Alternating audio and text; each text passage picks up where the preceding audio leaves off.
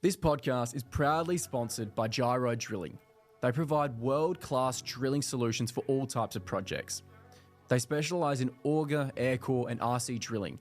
Head to the team at Gyro Drilling for all your mining needs and see how they can help you with your upcoming project. So hello, I'm Ben Kostrich and this is the Market Bull podcast. Joining me on the show today is Wayne Healy, the Managing Director of Peninsula Energy, which is listed on the ASX under code PEN. It's in the uranium space in North America, and I'm not going to talk much more about it. That's why Wayne's here. So welcome to the show, Wayne.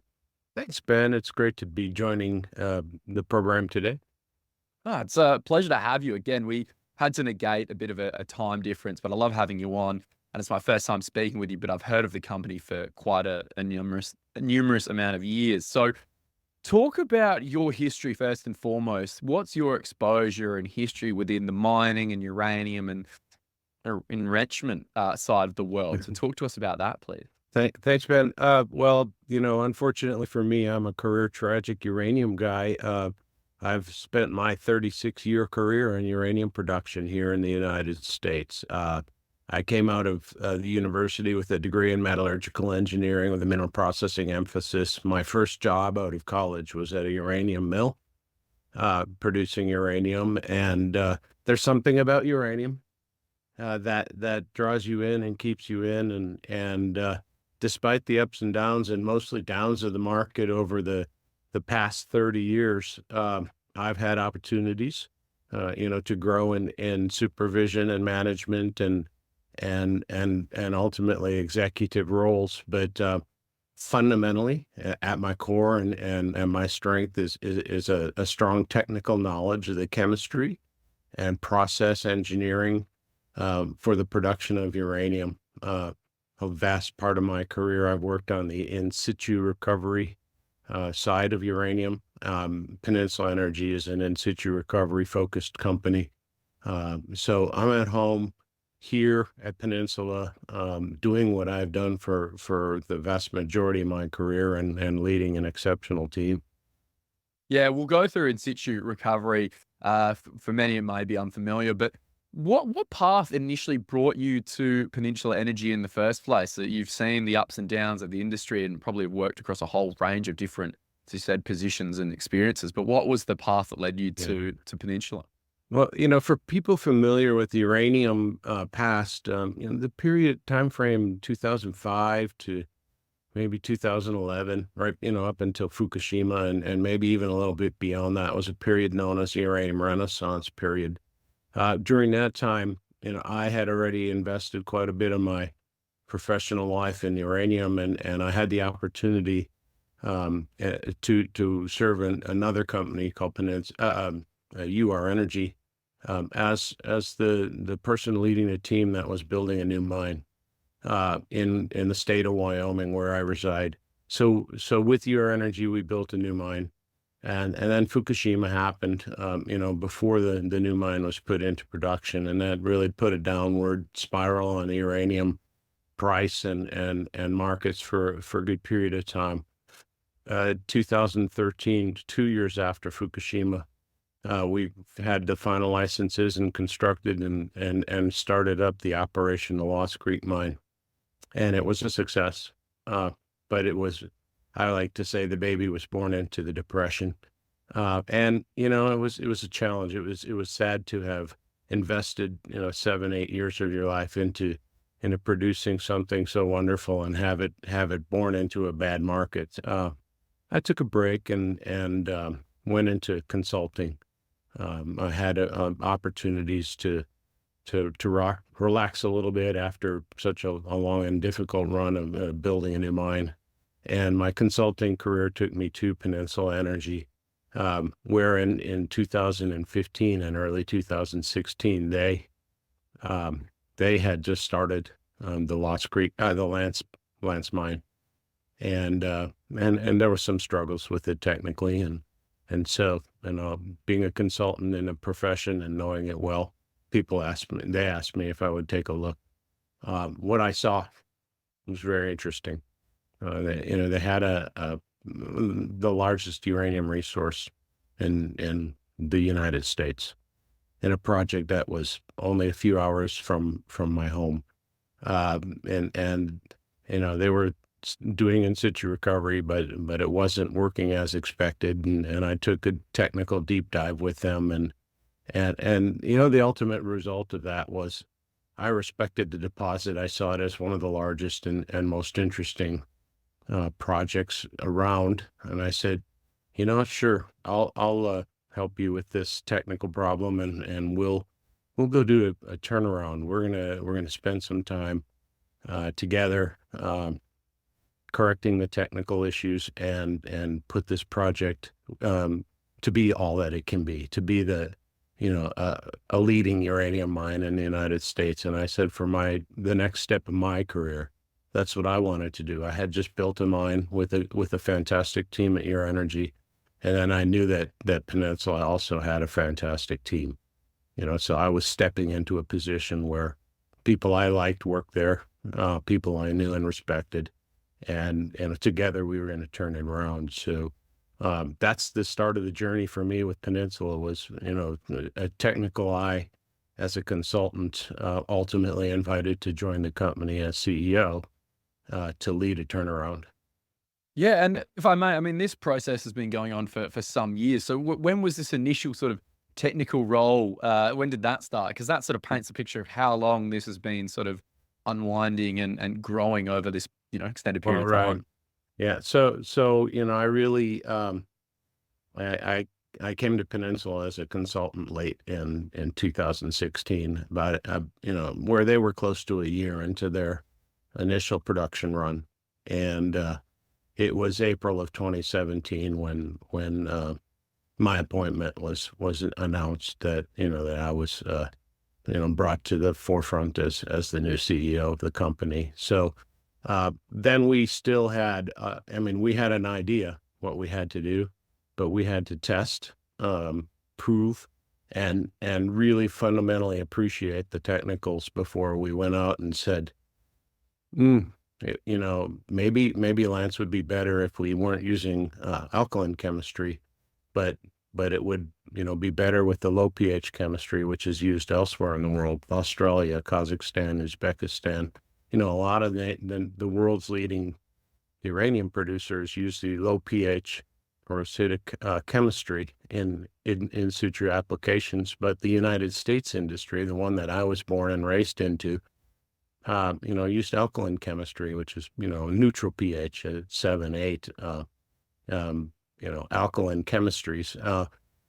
But we knew that uranium can be dissolved in solution multiple ways in alkaline chemistry and low pH. And low pH chemistry tends to be a more aggressive and comprehensive approach. But the U.S. industry had always practiced the alkaline chemistry. And so one of the bold things that Peninsula did was take a different approach. Different approach to say we're going to be the first people in the United States to use the world's leading chemistry set. Why, and what's wrong with that, except that all the world and all the markets are going to respond to say, well, oops, you got it wrong the first time. Why'd you get it wrong? What'd you do? And, how are you going to fix it? How long is it going to take? What's it going to cost? And I don't want to invest in you until you fix it. So, that's not an easy path, but I told you coming in, Ben, that, that my entry into the company, I had a full appreciation that what we were undertaking was a turnaround story. And today we're about to begin commercial production using the low pH chemistry. And we're going to show the world what that can do, because it's amazing to me. Well, casting my mind back, 2016, 17, you said there was your entire career, there's been the ups and downs of uranium, and especially 2016, 17, vastly different to what it is currently, knowing that North America still has nuclear reactors and was using it, but not to the extent that now people are talking about it. Going through now, looking at what's really evolved within arguably nuclear tailwinds for Peninsula, have you seen shift since, 2016, 17, changing the strategy to now 2024, where you're on the cusp of going into the production and you've got this immense tailwind and this just outreaching demand coming from Yeah. all countries all across the globe, which thinking back then you would have been like, this would have been lucky, but how about it hmm now? It's all Well, coming to the market. yeah, I mean, I can't say I saw this coming. I would say that here in the United States, we could usually count on, half the people or maybe one of our political parties to support nuclear energy and the other not so much. The fear of nuclear, which still is pervasive around the world, um, you know, was prominent for the first 20, 25 years of my professional career. It really wasn't until the focal point on carbon-free electric generation became so strong, became so prevalent in the world that the embrace of nuclear power, which is our primary customer as a uranium miner, uh, became socially acceptable and now really almost the norm. So a utility can openly look at nuclear power and say we need to grow our nuclear fleet because that produces baseline um, reliable carbon-free electricity for the consumers at a really a reasonable and low cost. So, what's changed in the last 10 years is that nuclear has become accepted very broadly. And in the United States, both political parties are supporting nuclear for its clean energy attributes and for its baseline attributes and for the jobs and the quality of the jobs that it generates. But that's also happening around the world, and even to the point that, well, in Australia, you have a major political party that Mm. is going to give it a shot, huh? Yeah, Yeah, so it literally took the words out of my mouth. Australia probably on the smaller side of the market scale in regards to how much we need, but now it's being vocalized a lot more in the mainstream, and it's that turning point where everyone's looking towards this renewable energy system, and nuclear has to play a part in that. But it's just that hmm phase of right. realizing it is a You know, safe source of it. that's right. I can say though, even just as recently as 2017, when I joined Peninsula, this wasn't the case. Mm. This just wasn't. And what uranium was $30 a pound. Today we're trading 85. We reached 107 early in the year. I think the price will move back. The North American summer, which we're in right now, is traditionally a slow season for purchasing uranium. I mean, the United States still constitutes about a quarter of the world's market for requirements for nuclear fuel and uranium. And this is our summertime, and Canada is there, and we're enjoying a little bit of downtime, here and there. And come fall, come September, that really kicks off a buying season. I think we'll see more activity in the uranium market, but for the next couple of weeks, it's still predictably slow, um, and but stable. And look, yeah, I've seen late last year the price of uranium went from $60 to 100, and I think we've kind of hit a new base price Mm. that's in the mid 80s to 90s. So again, another 30% increase in the price of uranium. Previously, there was a base that was running $20 to $30, and it reset around 60. Now it's gone and reset from 60 to 80. This uranium market bull run is not over, Ben. It's Mm. there's no signs of it stopping. There's a structural deficit in the production of uranium versus demand. Demand is very predictable because you don't build a nuclear power plant overnight. You know where the nuclear power plants are. You know who your customers are, and you know how much they need. And it's one of the easier things to predict in the market is the demand. The supply is the hard thing. You know, building a uranium mine, putting a uranium mine on, and getting production is a hard job. And the customers are looking for companies that can reliably produce over a long term and be a supplier to them. And I believe that Peninsula will be one of them because we have such a large uranium resource. Well, And that's the we're exciting bit. Yeah, that's the exciting bit now, isn't it? That all this timing is sort of colliding with Peninsula coming into production in Q4, as you said. Talk us through the Lance project for those that have never heard of it. You said it's quite a large resource for American standards as well. Yeah, what is this project? Where is it? And yeah, going into production is a massive accomplishment. So yeah, talk about that whole process and what people can get excited about, given you were just there a couple of Yeah. hours ago and now you're speaking I with me. was. Well, and boy, is it exciting at the site right now. We have, well over 100 people on the site every day preparing the project for construction. We were pouring concrete earlier today for the first time in a bit, and that's the supports and beams for the new plant facility or the expanded plant facility that we're building. But Peninsula and the Lance projects, it's located in the northeast corner of Wyoming in a uranium district and a mining district known as the Powder River Basin. The Powder River Basin in Wyoming is an amazing location. It's got some of the world's biggest coal mines, and producing the cleanest coal in the United States. And that's an hour away from our facilities is a town called Gillette, where we draw a lot of our labor from, which has been a coal mining and energy capital forever. We have oil and gas production. We have uranium production. And, Gillette is like an energy capital. Wyoming produces more energy resources through its oil, gas, coal, and uranium than any other state. It's amazing. So we're in this tier 1 jurisdiction for mining and extraction, where the people really understand the extractive industry and what makes it tick, and they support it because the jobs, the economies are based on the extractive industry.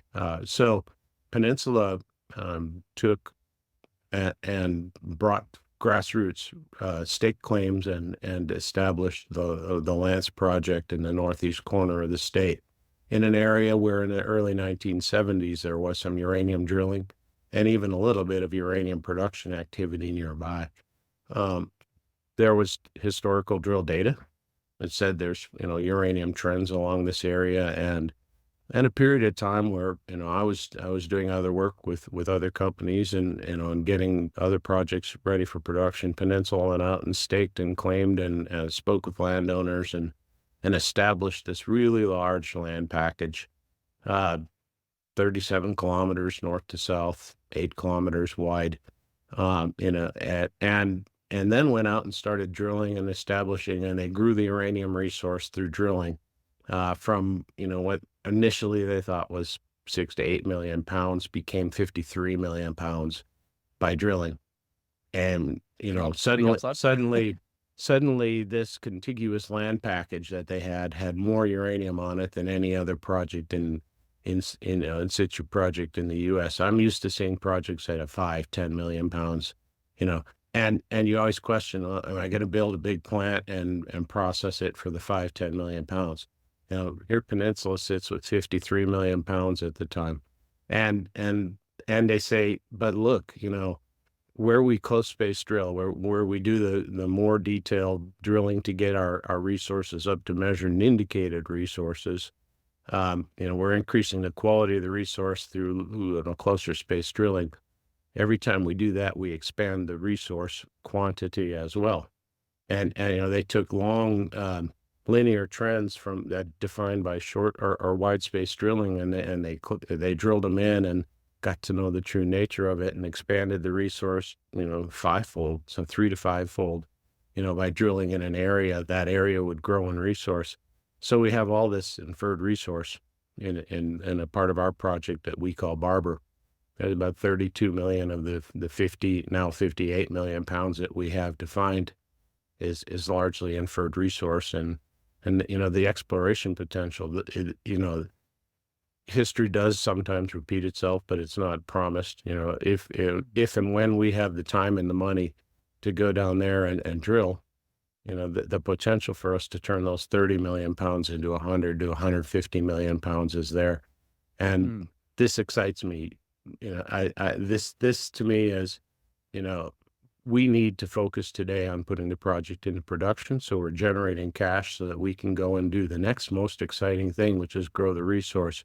We can do it systematically, just replacing the resource as we mine, or we can go down there and in a drilling campaign and maybe take this 58 million pound resource and turn it into a 100 million pound resource. This is all forward looking, but this is the track record that Peninsula had, when they had money to spend on drilling. And this is what, people ask me, why are you trying so hard on a project that was technically not so excellent? I said, because I know how to make it technically excellent, and I think it has the most potential of anything around. I know it's a difficult job turning around a project, but we understand this place. We understand what it's going to take, and we take the long, hard path of taking a valuable asset and making it more valuable.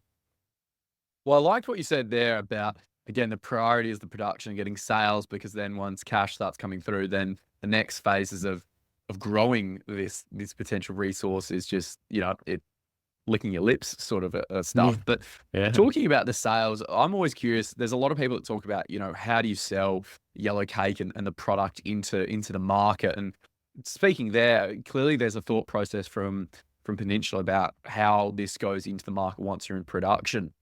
What are the plans there? Is it going straight to the market? Have you already locked up agreements with some of the uranium or the nuclear plants in the US, or what's happening there, and how are you best going to position it so that, touch wood, that hopefully nothing else happens sporadically with uranium? But I know a lot of the lithium bulls out there have been struggling at the moment because of how much that's come off its price. And I think we all know when prices run way too high, it always comes back down to normalize. How do you feel that you guys, Peninsula, are going to position yourself and capitalize on that? But yeah, who are you selling it to? Yeah, well, our customers are the nuclear utilities of the world. It's not hard to get a list of who that is, and it's not hard to really know who the fuel buyers in the fuel buyer community is, because I've been a part of this community now for over 30 years, 36 years of my life. I have a Rolodex, right?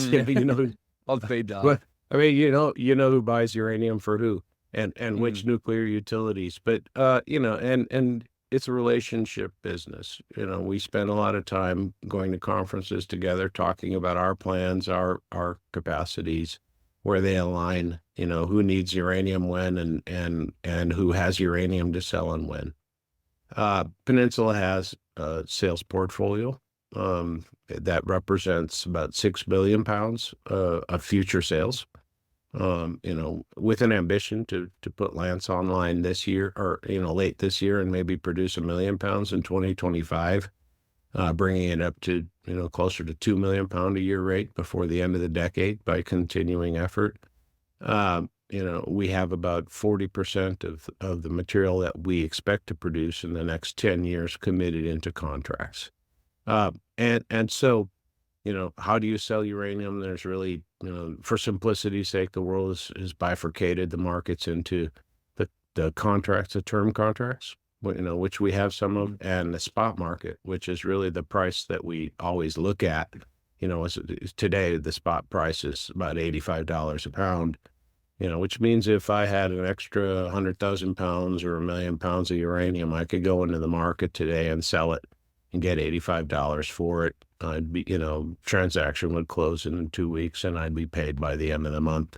That's the spot market. The spot market's kind of considered deliveries that happen in the next 3 to 6 months, sometimes as much as far out as a year. And then you start looking at, the reality is there's a midterm market. There's some buyers who will say, I need some material for the next 3 to 5 years. Give me a strip, 100,000 pounds, 200,000 pounds a year. Give me a price, we'll start it in 2 years, and you'll deliver it in year 3, 4, and 5, whatever, something like that. That's midterm market. And the pricing is usually based around the spot price, little incentive to the producer to commit their production, and then there's the long-term market, the contract market that we have some, participation in. Our contracts actually now still go out over a decade. We have delivery out 10 years from now in some of our contracts. So the year 2033, we have some commitments. But hey, this Yeah. project could run for 20 to 30 years. Yeah, That's not really so imposing once we get it right and going. We have, some commitments out 10 years from now. That's a good thing because you know what you're going to get. You really have a good sense of what your operating costs are going to be. And then, as long as those prices are supportive, it's good to know that you have contracts that support your future mining efforts, and that you're not going to be a flash in the pan up operating, and then when the market goes down, the spot market goes down, and suddenly you're not producing anymore because the market's not supporting you. The beauty of long-term contracts is that they support you over the long term and ensure that your investments are returned. Well, it's a win-win for them. They're trying to lock up supply, and then simultaneously they want to make sure that they can continuously get it and from the company or the producer doesn't just disappear overnight. And there's a lot unfolding when you go into production. Where do you see that placing Peninsula on the global stage, or maybe the American stage, as one of these players that is bringing uranium and yellowcake to the market? Yeah, well, we will, if successful in our production endeavors to ramp up Lance to 2 million pounds a year, we will be the largest production in situ recovery production center in the United States at that point. There's some conventional uranium production that has license and facility capacity to exceed 2 million pounds a year. We actually have a license capacity of about 3 million pounds a year.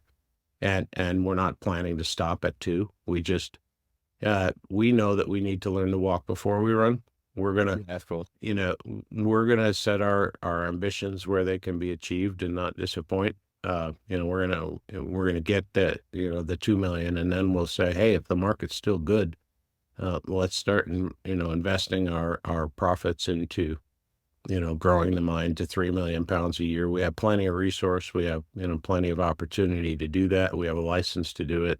But, in our current 10-year plan, we're just looking at 2 million pounds a year, even though we have a license for 3, and we're building in the design features of the new expanded plant. And we haven't really talked about that yet. We're growing our plant facility from a 1 million pound a year facility to a 2 million pound end-to-end complete plant facility. But it has the design features to be easily expandable to 3.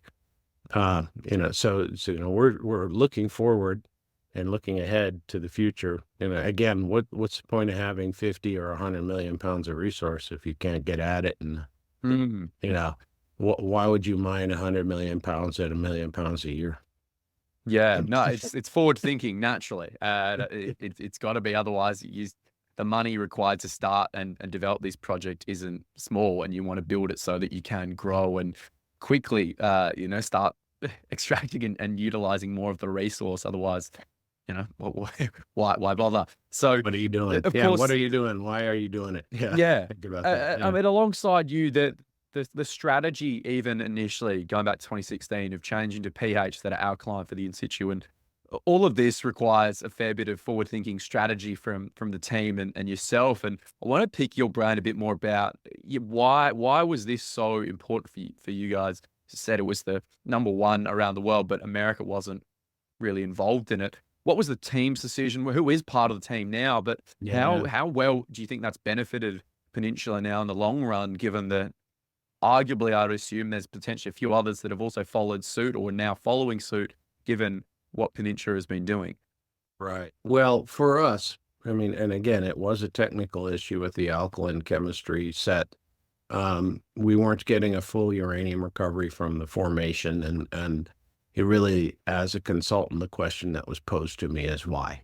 Why do you think, Wayne, that this isn't working as well as we expected? So I looked at how they applied, the team applied the alkaline chemistry, and they were very good. I mean, these are experienced people from the industry that I've known and worked with and admired for a very long time, and they were doing an excellent job applying the chemistry. So I said something else is wrong, and we looked at the uranium mineralogy of this deposit, and it was actually a particularly different a bit of mineralogy, and we recognized a uranium mineral present that isn't commonly present. I mean, it wasn't all of the uranium, but it was a part of it. So they were able to get most of the uranium, but they were leaving some behind, and the alkaline chemistry wouldn't touch it. But the recognition was, hey, the low pH chemistry does. And if we change to low pH chemistry, we can get all of the uranium mineral instead of most or part of the uranium mineral. So that'll change you from being, getting 60% recovery to getting 80 to 90% recovery, which really enhances your return on investment. When, you put a lot of capital into building well fields, it enhances your uranium solution grades, So we said, technically, this is what it is. And now let's go and prove that if we apply it in the laboratory, it's going to work. Let's de-risk it first in the laboratory. And we tested in the laboratory, and night and day results. I mean, the side-by-side alkaline chemistry to the low pH chemistry, that was night and day. The low pH was just working fantastic. Then we said, all right, but we got to further de-risk this. Let's make sure we can do it in the field. And said, nobody in the United States has ever done this in the field. So once we went public with our intention to go to a low pH, my good friends in the industry said, Wayne, you're tilting at windmills. You're never going to get this.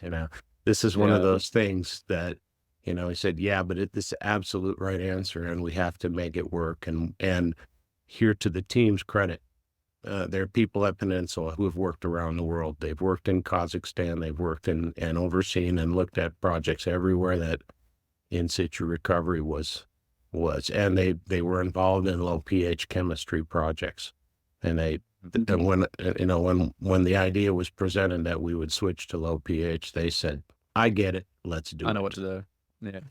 And that was a difference maker for Peninsula, was that we had the right people to make it happen, who understood it, who've been around it, and weren't afraid of it.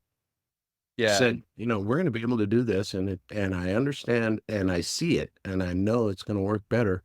So let's go after it. And we had to re-permit the facility, to change the chemistry, and we had to build part of the facility, which we did. And then we were about ready to start up in the middle of 2023, and one of our key service providers said, and we had a satellite facility in our industry. That's a plant where you can load the uranium on resin, and then you ship the resin to another facility for processing to yellowcake. So we had built, our Peninsula had built initially a 1 million pound a year capacity satellite facility.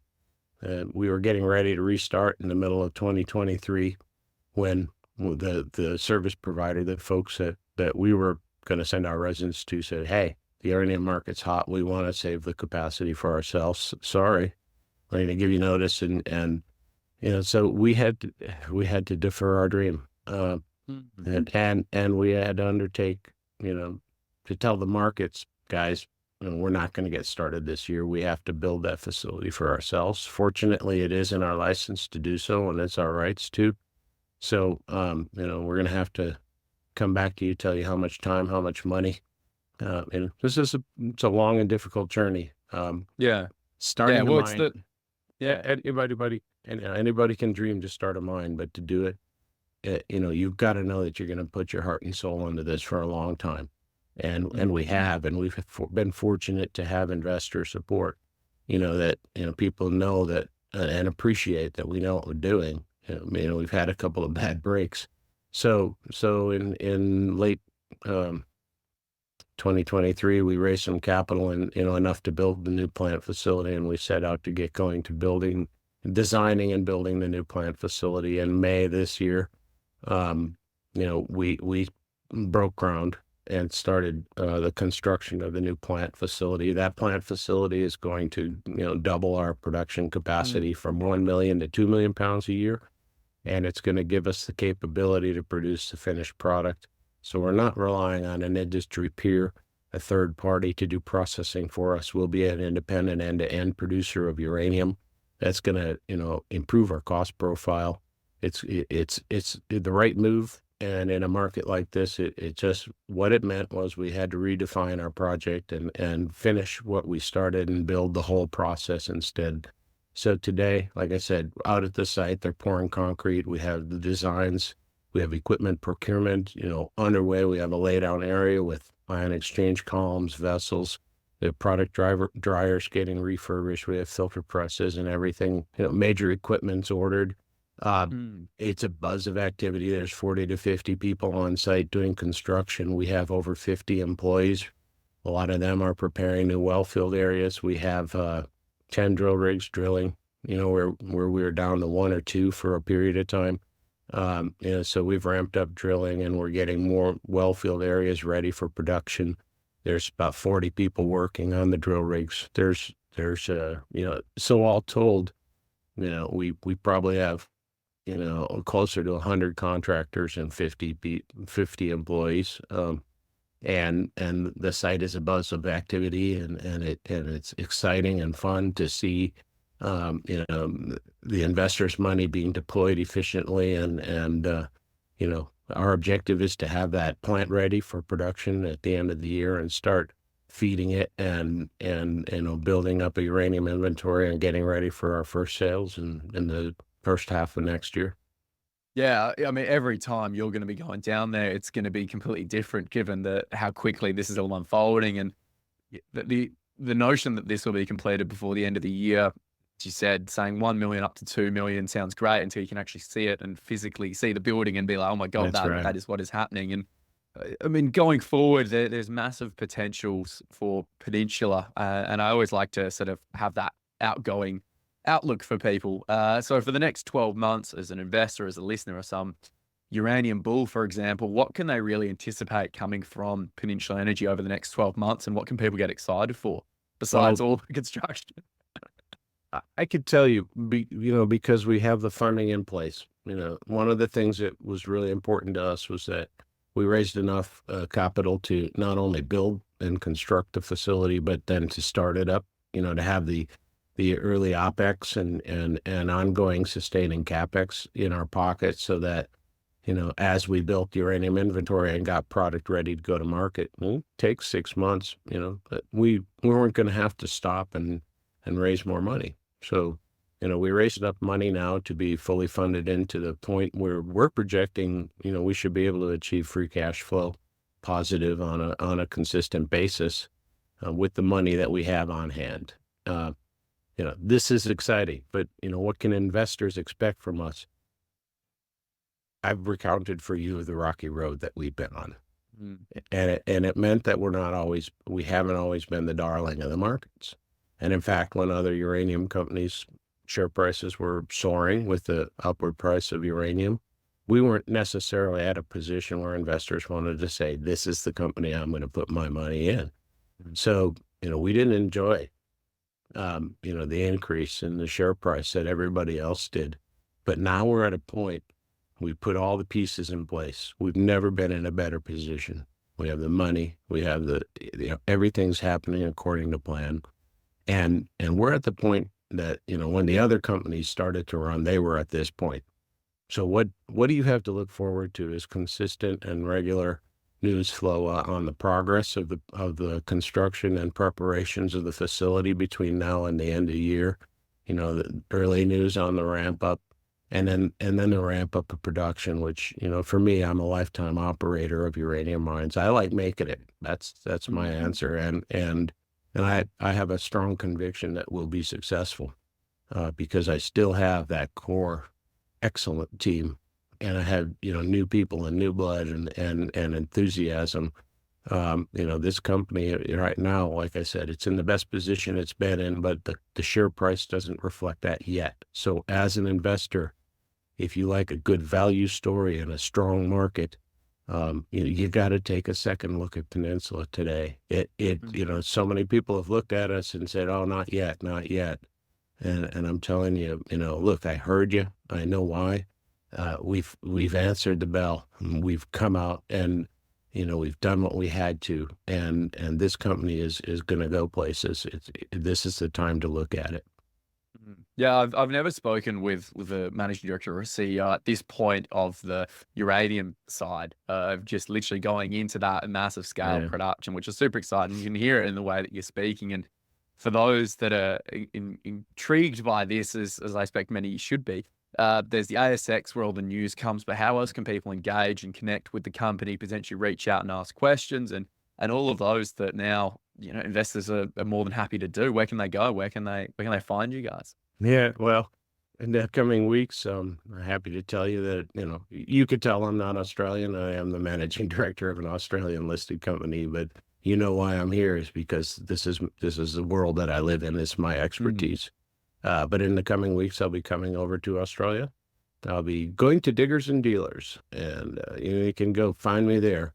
We're gonna come to Kalgoorlie, have a good time yourself.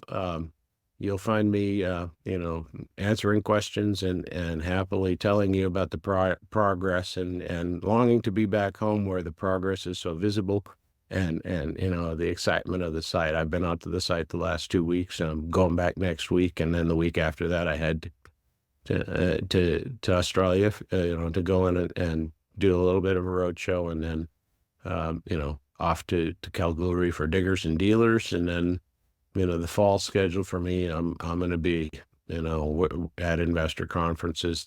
Like I said, this is the time people have to look at Peninsula and understand that we're an emerging growth story that's still a value at our current share price, and we have the opportunity today to take a very good run. There we go. And I've seen there's all the social pages as well, but yeah, first and foremost, thank you so much, Wayne. This has been a very comprehensive look at Peninsula Energy.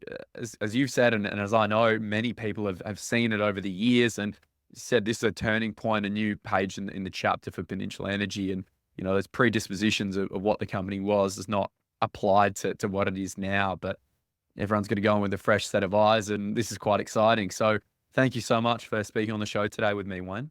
Ben, it's been my pleasure, and thank you for inviting us on to share our story. Thanks for listening to the Market Bull podcast. Please remember that the topics and stocks discussed in this podcast are not financial advice. If you enjoyed this episode, please make sure to like, share, and follow. You can follow the Market Bull on all our socials and keep up to date with global market insights.